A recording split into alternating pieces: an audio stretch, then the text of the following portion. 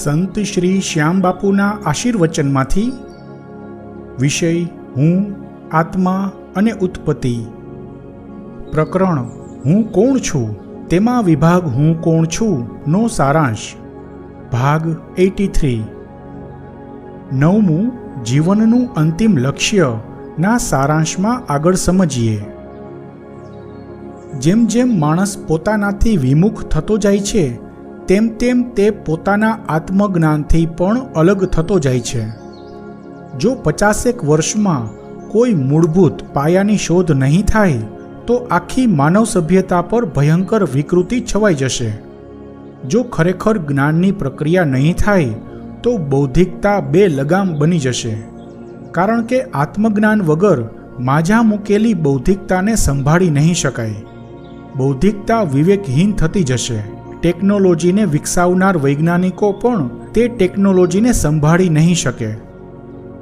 અત્યારે 60-70 વર્ષથી ટેકનોલોજીનો જે વિકાસ થઈ રહ્યો છે તે ત્યાર પહેલાંના જ્ઞાનપૂર્વક થયેલા આવિષ્કારોની દેન છે. હવે એ જ્ઞાનની ગંગા અટકી ગઈ છે. તેથી 50-60 વર્ષથી કોઈ વૈજ્ઞાનિક પહેલાંની જેમ જ્ઞાનના વાદળો સાથે જોડાઈ નથી શકતા, કનેક્ટ નથી થઈ શકતા. ટેકનોલોજી તમને મદદરૂપ થાય છે તેનો મતલબ એ કે તમે પરતંત્ર થતા જાઓ છો. ટેકનોલોજી માનવજાતને અંદરથી ખોખલી કરી નાખે છે તેની શરૂઆત થઈ ગઈ છે. ભૌતિક વિકાસ અને ટેકનોલોજી બાહ્ય પરિવર્તનો લાવી શકે, અંતરમાં ન પહોંચી શકે અને માણસને પણ પોતાના અંતઃકરણ સુધી પહોંચવા ન દે. માણસ પોતાના જ અંતઃકરણથી વધારે ને વધારે દૂર થતો જાય છે, વિમુખ થતો જાય છે. જે પાવરફુલ હાથોમાં ટેકનોલોજી આવી જાય તે માણસ વધારે પાવરફુલ બની જાય, તે સર્વોપરી બની જાય. આવા સર્વોપરી બની બેઠેલા પાવરફુલ ગણ્યા ગાંઠિયા માણસો બાકીના બધા લોકો પર, આખી માનવજાત પર સત્તા ભોગવે છે. આ સત્તા દરેક માણસોના માનસિક જગત પર સત્તા ભોગવવાની વાત છે. તે પાવરફુલ માણસો ધારે તે રીતે માનવજાતને વિચારવા માટે મજબૂર કરી શકે છે અને કરે પણ છે. સુખ સુવિધાઓથી માણસોની જિંદગી આસાન બની છે. માણસ ઝડપથી પ્રગતિ કરી શકે છે, તેથી વિકાસ દર વધ્યો છે. પરંતુ માણસ આત્મજ્ઞાનની બાબતમાં કંગાળ થતો જાય છે. બીજી વાત એ કે જેનામાં લાયકાત નથી, જેની યોગ્યતા નથી, તે લોકો સુખ સુવિધાના સાધનો વાપરીને આળસુ થતા જાય છે, કામચોર થતા જાય છે, અથવા તો તેનો દુરુપયોગ કરતા થઈ જાય છે. તેના ઉદાહરણો આપ્યા હતા.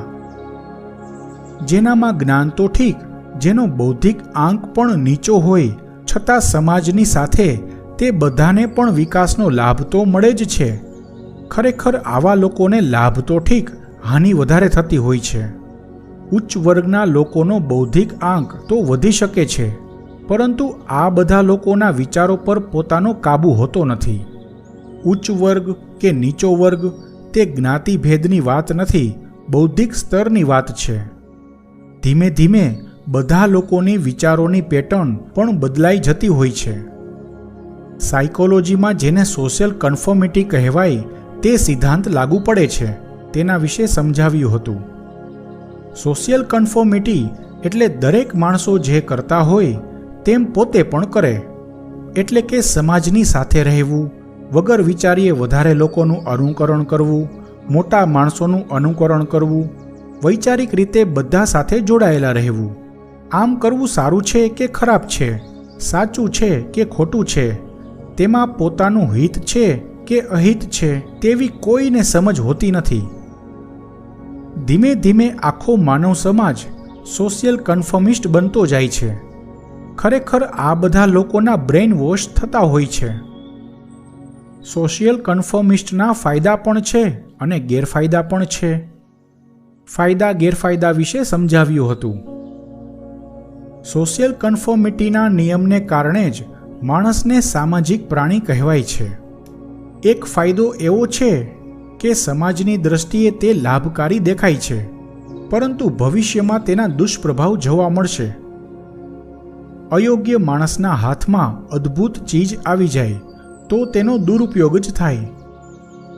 સમાજમાં સંતુલન ત્યારે જ જળવાય જ્યારે યોગ્યતા મુજબ ઉપભોગના સાધનો ઉપલબ્ધ થાય. કોઈ પણ માણસ કોઈ પણ ચીજ વાપરી શકે છે, પરંતુ તેનું વિવેકભાન પણ જોઈએ. વિચારો કઈ રીતે આરોપિત થાય છે, વિચારોની પેટર્ન શું ભાગ ભજવે છે, તે બધા વિશે ઉદાહરણો આપી સમજાવ્યું હતું. ઉપભોગ કરવો કે દુર્વ્યય કરવો તે વિશેના ઉદાહરણો આપી સમજાવ્યું.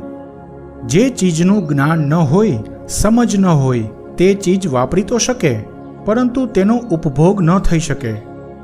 સુખ સુવિધાના સાધનો તો ઠીક, પરંતુ જીવન જરૂરી ચીજો પણ જો મફતમાં મળતી હોય તો તે પણ સમાજને પતનના માર્ગે લઈ જાય છે.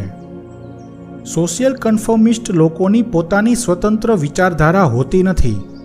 પોતાના હિત અહિત વિશે પણ વિચારી નથી શકતા. આવા લોકોને કોઈ બુદ્ધિગમ્ય કારણો પણ સમજાય નહીં.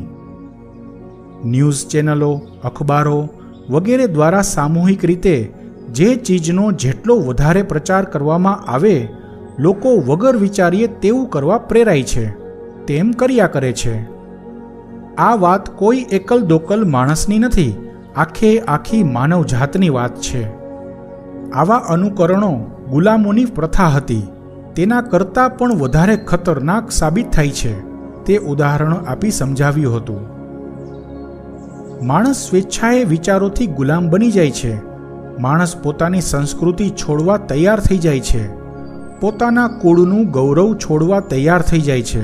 પોતાનું સ્વાભિમાન છોડવા પણ તૈયાર થઈ જાય છે. ભય, લાલચ, સ્વાર્થ દ્વારા માણસને માનસિક રીતે ગુલામ બનાવી શકાય છે.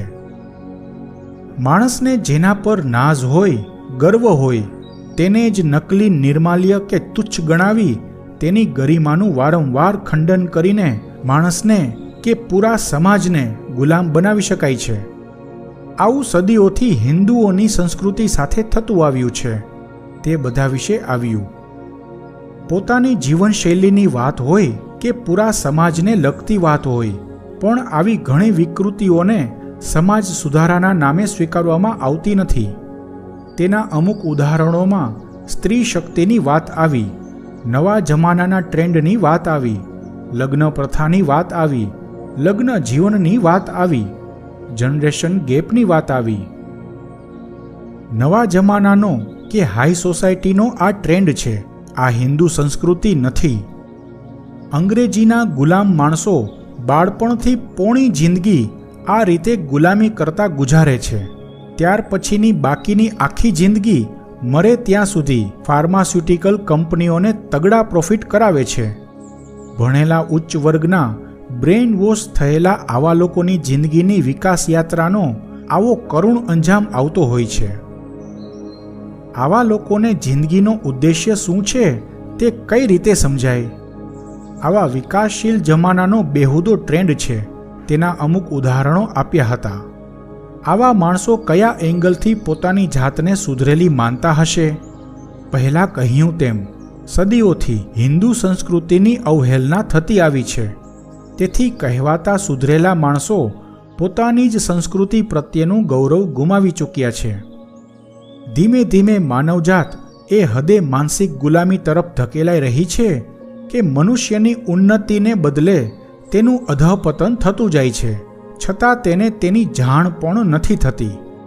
આ વિકાસશીલ દુનિયામાં માણસનું બૌદ્ધિક સ્તર તો ઊંચું આવતું જાય છે, પરંતુ જ્ઞાનના સ્તરમાં કોઈ ખાસ સુધારો નથી થતો.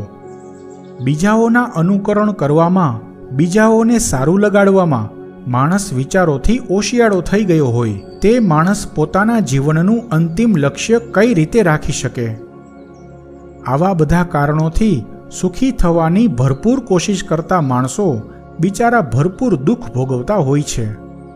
માણસ ભૌતિક જિંદગીને પણ સમજી શકતો ન હોય, સુખ શાંતિથી જીવી શકતો ન હોય, તો જીવનના અંતિમ લક્ષ્ય વિશેનો બોધ તો ક્યાંથી હોય? હિન્દુ સંસ્કૃતિ એક મહાન સંસ્કૃતિ છે. તેના અમુક ઉદાહરણો આવ્યા. આવી મહાન અને જ્ઞાનસભર પોતાની હિન્દુ સંસ્કૃતિ પર ગર્વ થવો જોઈએ. તેને બદલે સુધરેલા સભ્ય સમાજના હિન્દુઓને પોતાની સંસ્કૃતિ પર શરમ થતી હોય છે તે તેના માટે શરમની વાત છે. જીવનનું અંતિમ લક્ષ્યનો સારાંશ પૂરો થયો. 10મું, થોડું વિશેષ. હું, આત્મા અને ઉત્પત્તિનો પહેલો વિભાગ હુંની ઓળખ વિશે છે. તેમાં જે 1 થી 5 કક્ષાઓ છે તે જ્ઞાનની કક્ષાઓ કહી શકાય, કારણ કે માણસના જ્ઞાન મુજબ તેનો સ્વભાવ, જીવનશૈલી, વિચારોની પેટર્ન બનતી હોય છે. વિચારો, ધારણાઓ, માન્યતાઓ તેના અસ્તિત્વની ખોજ ન કરી શકે. 5 કક્ષાઓ દ્વારા પોતાની સાચી ઓળખ મેળવી શકાય તો જિંદગી સરળ બને, સંસારમાં અને આધ્યાત્મમાં પ્રગતિ થઈ શકે. આ કક્ષાઓ દ્વારા માણસ જ્ઞાનના કયા સ્તર પર જીવન ગુજારે છે તે પણ જાણી શકાય. આત્માની જિંદગીને આગળ વધારી શકે છે કે પછી કર્મબંધનમાં બંધાઈને જન્મો જન્મના ચક્કર ચાલુ રાખે છે. નિયમ પ્રમાણે જોઈએ તો ભૌતિક જિંદગીના 27 જન્મો પછી અંતિમ રૂપાંતરણ શક્ય બને છે. તેમાં પહેલી કક્ષામાં 10 જન્મો, બીજી કક્ષામાં 8 જન્મો, ત્રીજી કક્ષામાં 4 જન્મો, ચોથી કક્ષામાં 3 જન્મો અને 5મી કક્ષામાં 2 જન્મો. આ રીતે 27 જન્મોનું એક ચક્કર પૂરું થાય છે, જેને આત્માની જિંદગી કહેવાય. જો માણસ તટસ્થ રહીને પોતાનું આત્મનિરીક્ષણ કરી શકે તો આત્માની જિંદગીમાં પોતે ક્યાં સુધી પહોંચ્યો છે તે અંદાજિત જાણી શકે. પોતાનો આ વર્તમાન જન્મ કેટલામો જન્મ હશે તેનો અંદાજ લગાવી શકે. જોકે 27 જન્મોનો નિયમ જળવાતો નથી. અનેક જન્મો વધી જ જતા હોય છે. તે જ્ઞાન અને કાર્મિક ઉર્જા પર આધારિત હોય છે.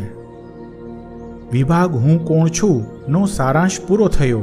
આ સાથે વિભાગ હું કોણ છું સમાપ્ત. સંસાર પ્રત્યે આસક્તિનો અતિરેક જન્મોના ચક્કર ચલાવે છે. આખી જિંદગી ભક્તિ કર્યા પછી, સત્સંગ કર્યા પછી જ્યારે ગડપણ આવે છે ત્યારે સમજ આવે છે કે સંસાર પ્રત્યે આસક્તિ તો હજુ છે જ, અને આવી સમજ પણ ક્યારેક કોઈકને જ આવે છે. દરેકને તો એવી સમજ પણ નથી હોતી. બધા તો ભ્રમમાં જ જિંદગી પસાર કરે છે અને ભ્રમમાં જ જિંદગીનો અંત આવી જાય છે. જિંદગી ભર દબાવેલી સાંસારિક વૃત્તિઓ, અતૃપ્ત ઝંખનાઓ ગઢપણમાં વધારે જોર પકડે છે. આત્મજ્ઞાનનો આભાસ થયો હોય, આત્મજ્ઞાન ન થયું હોય તેથી સમજ પણ નથી હોતી કે આ દુઃખ શા માટે ભોગવવું પડે છે. જ્યાં સુધી જ્ઞાન નથી ત્યાં સુધી કર્મોની સમજ પણ નથી. એટલે કે પોતાને એમ લાગતું હોય કે પોતે અકર્તા ભાવથી કર્મો કરે છે, પરંતુ દરેક કર્મો કર્તા ભાવથી જ થતા હોય છે. કારણ કે ભાગ્ય ભોગવતી વખતે, દુઃખો ભોગવતી વખતે અકર્તા ભાવ કે નિષ્કામ ભાવ નથી રહી શકતો. કારણ કે બાહ્ય જ્ઞાન છે, ઉપર ઉપરની જાણકારી છે, અંતરમાં તો સંસાર પ્રત્યે આસક્તિ છે. તેથી કર્મબંધન તો લાગશે જ. કર્મબંધન છે તો જન્મો જન્મના ચક્કર પણ છે. સંતો કહી ગયા છે, કર્મોની ગતિ અતિ ન્યારી હોય છે.